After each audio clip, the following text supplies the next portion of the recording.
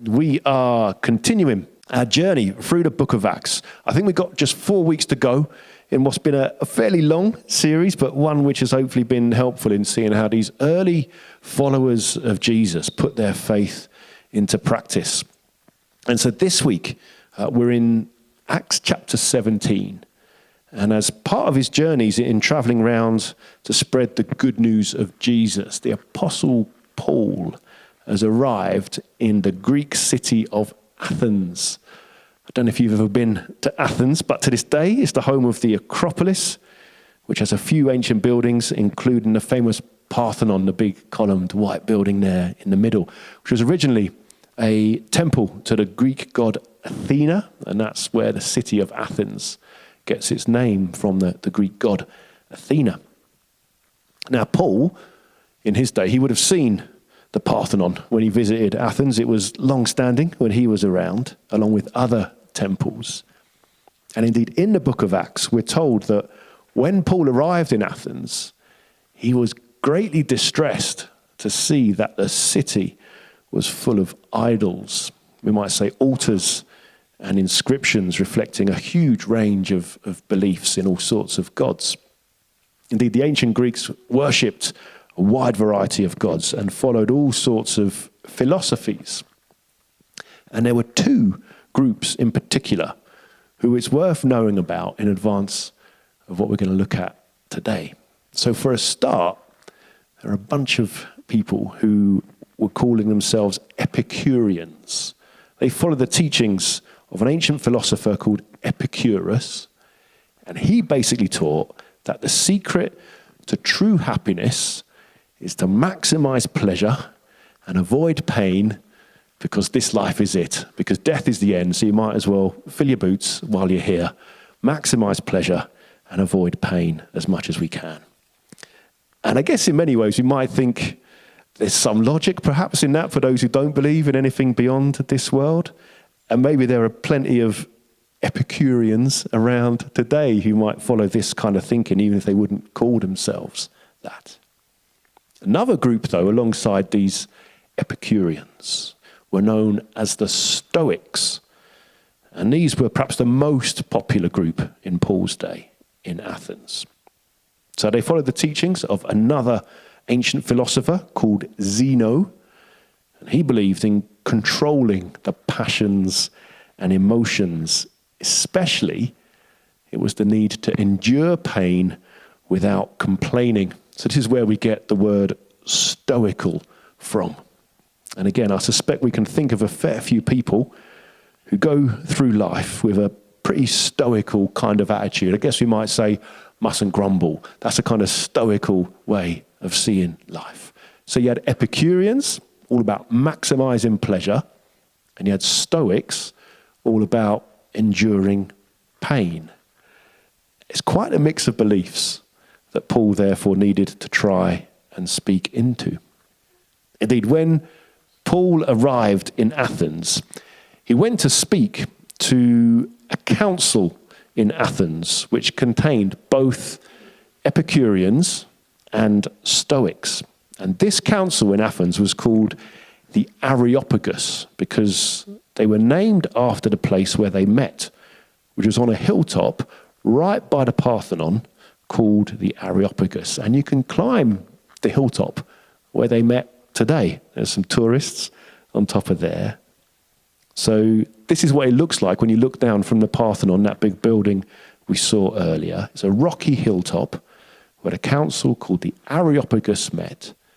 And on top of the mountain, the hilltop there, where the people are, that's the exact spot where Paul would have been in today's reading that we'll look at. So here's the story from Acts chapter 17, when Paul met with a bunch of Epicureans and Stoics, and then went to this hill, the Areopagus, as he attempted to tell them about the good news of Jesus.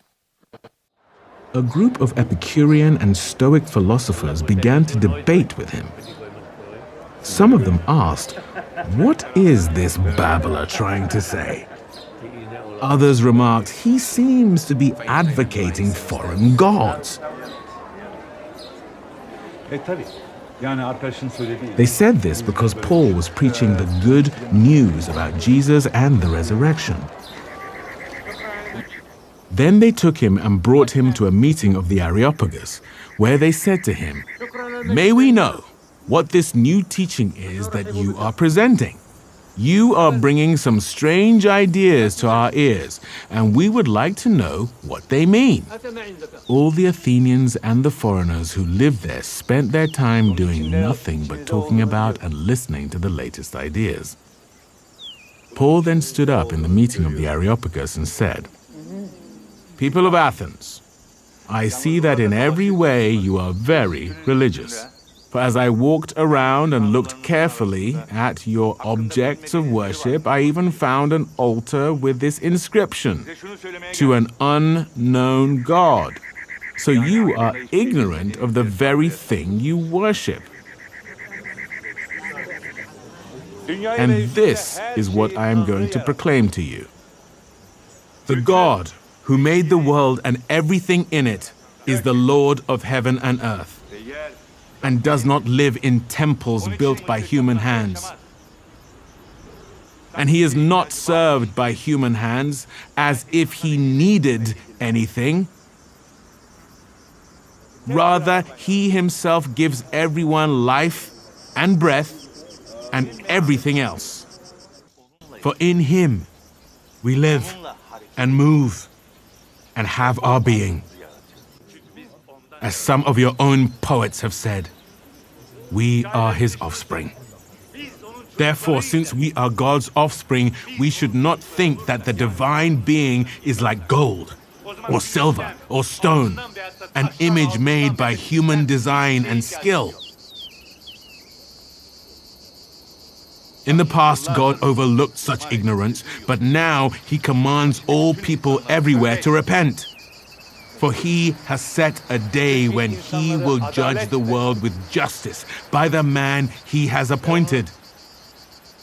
He has given proof of this to everyone by raising him from the dead.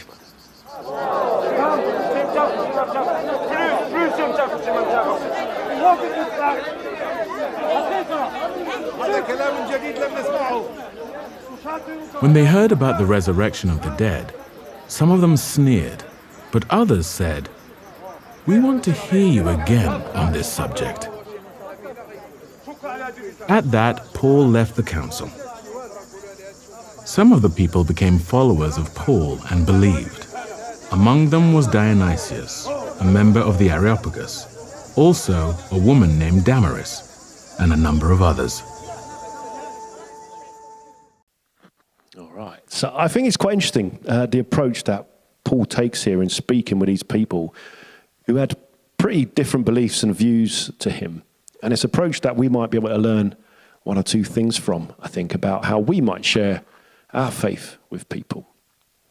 So for a start, Paul has clearly done his best to understand that the culture and beliefs of the people he's speaking to. So as he starts this discussion at this Areopagus place, he affirms them in their desire to make sense of life. He says, "People of Athens, I see that in every way you are very religious." In other words, look, I get it. You're trying to work out what to believe, what's true in life, how to live. But then as we saw, he brings up this altar that he'd noticed around town with this inscription, "To an unknown God." Yes, you are religious, says Paul, but you're kind of hedging your bets a bit, worshipping so many gods to cover all bases, and even having an altar to an unknown God just in case you missed one out. I get it, but let me tell you who this unknown God, the one true God, really is. And how does Paul introduce them to the God he believes in with a capital G?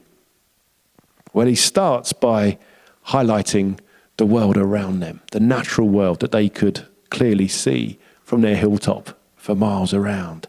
He said, "The God who made the world and everything in it is the Lord of heaven and earth, and does not live in temples built by human hands. Rather, he himself gives everyone life and breath and everything else. Yes, there's a whacking great temple, the Parthenon, right above them, but that's not where God lives. No, rather, God is in our very breath, in life itself.